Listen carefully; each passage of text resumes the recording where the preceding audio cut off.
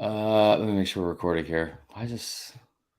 You are looking live. Is it recording? It Yeah. should be. I feel like, yes, it is. Okay, there we go. Good start. Good start. Um, Connor, it is way past our bedtime, and they just had, honestly, week 3, apparently, of even the playoff rankings is the, not cupcake week, but the cake week of even the rankings. Just the bare minimum. I got you. I'm glad you remembered because it is cake week. It is not cupcake week. Nobody feasts on cupcakes. We feast on cakes. That's the way this works. Everybody looks awkward eating a cupcake. Nobody looks Super awkward awkward. when they're kicking the crap out of somebody 60-0. Yeah, no, that sucked. That sucked. Like, let's It just was call it what it is. awful. That was terrible. There was no drama whatsoever. If I get 9 out of 10 right when I do these playoff predictions, something's gone wrong and there's a lack of drama, and that's an issue, and that's what happened. And the only one I got wrong, ironically, was my beloved Utah Utes, who came in at number 10, and I had Oregon at that spot, but that does not matter whatsoever. Good call on Oregon, by the way. You said it last week on this very show that you thought they were going to. They had a couple spots that might be kind of tough for them, and they played out immediately. Thanks to Dan Lanning in his fourth down decision making. That was terrible. What was he doing? I'm like yelling at the TV, like, why are you going for it right now with your backup quarterback? And I understand you didn't have the carry, but I was like, what? This makes no sense. I went to the bathroom, and then I just came back, and the game was over, and I was like, what did Bo Nix do? He wasn't even out there. Wasn't even, and everybody's making fun of the throw at the end, but I was like, the backup quarterback was out there for this handoff, and then the running back just slips. It's like, yeah, that can happen when you have a backup quarterback and your timing's not there, and you're on your own 35 on fourth down in that spot. That was a bad decision. Okay, all that aside, though, Connor, there was also 30 seconds left. And what's the worst that's going to happen? You know what I mean? You lose. Last I was told, you can have 1 second left and bad things can happen. Don't do this. Sorry. We're talking about Oregon and kick sixes a little bit here. So I think, like you said, there wasn't any drama. I think they got the top 5 right. There were still some comments and some of the takeaways that did bother me, which was like I didn't really think or care about the Bama spot just because they're out of it. It doesn't matter where they are. Yeah. Like it's about them being in the top 10 maybe, but yeah. Yeah. Like I do think that just maybe it's just me, but I think that because they could easily be 6-4, hands down. And I've heard the argument of how they're 2 plays away from being undefeated. They're much closer to being 6-4. Like do the other part of that. Yeah. Yeah, for sure. But I also think that, they did go on the road and they beat an Ole Miss team and like, they had to survive some stuff. They did some things in the second half that were good. It doesn't matter that they're out of contention. USC being behind LSU, I thought I loved it because I think that, USC is kind of a little bit of a fraud. But are you worried that the committee will try to force them in if they win the Pac-12 over a Tennessee team? USC's been the most overrated team the last 2 playoff bowls, like most overrated. And right. I have no problem whatsoever with LSU being ranked ahead of them. USC and UNC are very, very similar in their resume. I mean, USC gets the benefit of Oregon State sneaking back into the top 25, so they get that like on their resume. But they have 2 wins against Power 5 teams with winning records. Like that's it. I mean, it's so bad, and it's almost like the selection committee is looking at their rest of schedule, which is difficult. I mean, they got to go on the road to UCLA. It's going to be a sellout this week. They still have Notre Dame. They still have the Pac-12 championship potentially. All those things, but like. They haven't done that yet. They haven't done that with anyone else, like in the rankings earlier in the year either. Like when they had there's like a lot of meat left on the bone, like the rest of the season, they weren't putting these teams up there based off of like it. I think you're spot on. I think they're very overrated. You look at like that. You brought up like their wins against Power 5 teams that are with the winning record. They're the 118th ranked opponent winning percentage in the country. It's 40%. 40. It's bad. Like they punish UNC for not having a Power 5 team in non-conference play, which I get it. Like there was the very well documented game against App State where a certain Gene Chizik's defense didn't look very good. All right. It happens to the best of us. Rome wasn't built in a day.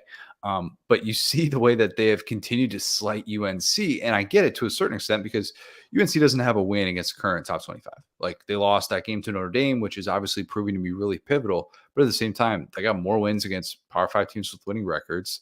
their average scoring margin against Power 5 is 10, whereas USC's is 12.5. It's like basically a wash. And I'm looking at this going like, wait a minute, why is USC just getting propped up so much as this one-loss team? Because the Pac-12 is good. They haven't played the good Pac-12 teams yet, or when they did, they lost. They lost to Utah. So I don't know. I'm still baffled by their entire ranking. That is like the best point I think that could have been made, because I was saying this earlier. I don't understand it from a Heisman standpoint with Drake May, and I don't understand it from like the ranking standpoint. And like I know that their strength of schedule hasn't been great, and they gave up a lot of points. But USC, when you hear Boo Kerrigan make the argument for him, it was like, first off, let's not forget that they're ranked 7, and UNC is 13th. Like, it's not even remotely close to giving them any kind of like respect at all. And USC, what they brought up was they have one loss on the road, like 2-point conversion late, and I was like, that's fair. And he said, and also that was a very emotional game. Like, if you were referencing the fact that like they had the helmet game for like their passive, their former player that passed away, I feel like it's a stretch. And then he went on to say, like, and they had the win against Oregon State, where they had 4 interceptions. And if we're trying to go to bat for Oregon State, but it seems like that was kind of lucky. And I think Oregon State's actually a pretty good team, but like when you're making that as your selling point for the number 7 team in the country, that's USC, and then you bring up they score 40 points and 500 yards of offense, I think it's a very, very weak leg to stand on. On a non-USC note, can I tell you something that's making my stomach hurt? Yes. It's thinking about what could potentially happen on Selection Sunday if, and I don't think this is going to happen, because I think Georgia's going to win that football game. And I think that as long as Jalen Carter's healthy, that matchup against Jaden Daniels is really difficult. But if LSU wins the SEC championship and we have to sit here and decipher about 2-loss LSU who beat Georgia compared to a 1-loss Tennessee team that obviously beat LSU in Death Valley 40-13, if we have to sit here and just talk in circles about that, I'm going to lose my mind, because people have asked me like, oh, what should it be?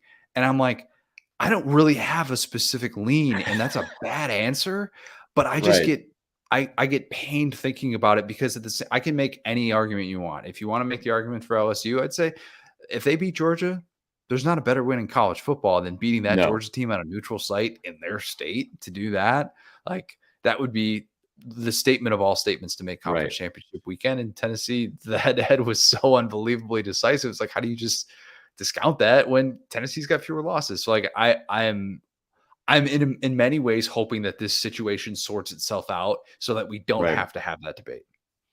Yeah, and I don't think it will. And it's LSU's done a great job. And I mean, I would love to see like just Harold Perkins go up against like anyone, honestly. Like what about MJ? At this point. What's that? What about MJ? There's no way that's a real story. Brian Kelly's making that up. I guarantee he's making that up. We saw it. I don't know. Anyway, no, but it's been a great story. I do think like the Heisman talk that I heard from PB earlier this week might be a little bit too soon, but no, it's a great story. I don't think anybody is going to test Georgia. What worries me, and I don't feel like I'm saying this just because I don't like the Big Ten. It's more so about Michigan than it is even as Ohio State. Because I said for the season, I thought Ohio State was the best team in the country. They would beat Georgia for the national title. And I would love to see them play Georgia. I would love to see them play Tennessee. I think they'd be great matchups. But the Big Ten has effectively given themselves a 1-game season. And the arguments to be made for teams like Michigan, which like the fact that I know they're undefeated, but having them just like in a stronghold at 3 over even TCU, and to say stuff like how it's a foregone conclusion, like with Michigan, that they are the 3 team. TCU showed improvement this week. Yeah, all TCU has done all year is like prove people wrong. That's it. That's all he's done, or all they've done. Yeah, the selection committee gets out here and they're talking about like a complete team and all these things, and all TCU did was go on the road as a touchdown underdog at Texas, only 1 touchdown. Like, how's that not a statement? Yeah, I don't like I understand how, but before it was always like they give up so many points and like the games are competitive, and it's like I just don't really understand that. And so yeah, I'm with you on that, and I think that I don't know if they finish out undefeated, but I also don't understand the argument and the logic of, well, if they lose, they're out. And like I think earlier today, even like if Michigan goes 11-1 and loses to Ohio State, that's our only loss and it's close. And TCU is a one-loss conference champion that Michigan would deserve to get in because they've been there all year. I don't understand how that would be the case at all. I think there's a difference between like reading the tea leaves versus like what actually should happen. I would have Right. TCU ranked ahead of Michigan right now, but at the Yeah. same time, we're watching this play out. TCU sitting there at number 4. I don't know how much you factor in what they were in the first rankings and how much that matters at this point in the game, but clearly the selection committee has been skeptical about their resume. And if they lose that one game, yeah, I do think they're going to be on the outs. And a lot of that is because everybody else in the Big 12 has at least 3 losses. Yeah. I mean, that's what's Nobody's really helping them going out. Nobody's helping them out. It's like that's usually what, like Pac-12 or something like that, or the ACC. ACC has probably been more guilty of that in the past, but it's created these scenarios in which we could see a one-loss Big 12 champ in TCU. We could see a one-loss ACC champ, which it's looking very likely that we will see a one-loss ACC champ. And we could see both of those teams left out, and just kind of like even USC, I think, could still be left out as a one-loss conference champ. But yeah, it is set up for a very weird year. And if it's 2-2, it's Big Ten SEC, that's going to piss a lot of people off, man. Yeah, for real. That's going to really piss me off more than anybody because I'm going to have to go pour for Tennessee the entire time. But yeah, man. We'll wrap it up because it's just like I said, there's not that much that we agreed on pretty much everything, which I don't think has ever happened. Ever. Hawaiian rolls suck. I'm just saying that I don't agree with that. I don't believe it at all. Good. Give me one thing you're looking forward to this weekend because I know it's cake week. So what do you got? I love Cake Week because it means we are a few days closer to the Egg Bowl, which is one of my favorite games of the entire year. I say all the time that Black Friday is the most underrated college football day of the year. I am very much looking forward to that. We have Florida State on that day next week. So it'll never be as good as when they had LSU Arkansas. I feel like LSU Arkansas not being on that day is a crime. But you're right, we do have Florida State, and we also listen, I'll strap in and watch a Colorado Nebraska game if I have to on Friday. That feels like it's Iowa Nebraska. Yeah, I feel like it used to be Colorado Nebraska. Well, it's been Iowa Nebraska since they manufactured that rivalry. Oh, good. Yeah, that's fair. No, I'm looking forward to that. I will say the one thing that I think will be interesting this weekend, Western Kentucky, if they beat Auburn, which they could do, just because it's like Auburn has not been great, I would hate to see that for Cadillac because of all the positive momentum. It's been a really cool story that we've seen over the past week or so, and that would be. I feel like it's almost like a flash in the pan Pittman or Beamer that we're looking at, and it would suck if that story is over. Shameless plug, by the way, SaturdayDownSouth.com on Wednesday morning. Cadillac Williams piece that I put together will be out. Just kind of a little bit personal and just interactions that I've had with him and why I'm rooting for him and kind of what I think could happen with this next step and why I'm not necessarily of the belief that I just want him to get a job forever at Auburn in his same exact role because I want his career to progress. And I think he would be awesome leading a program at the Group of 5 level or at the FCS level if that's ultimately not going to be in the cards for him to get the head coaching job at Auburn, which I'm not going to blame John Cohen if he doesn't want to give it to him. Right. But I just kind of shared some insights just about my experiences with Cadillac and why I think he's just the best.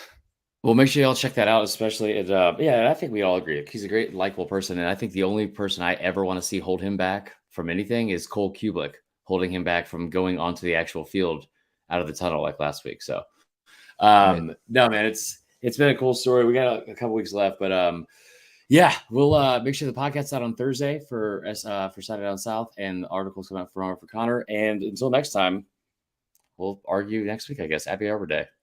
Happy Arbor Day. All right.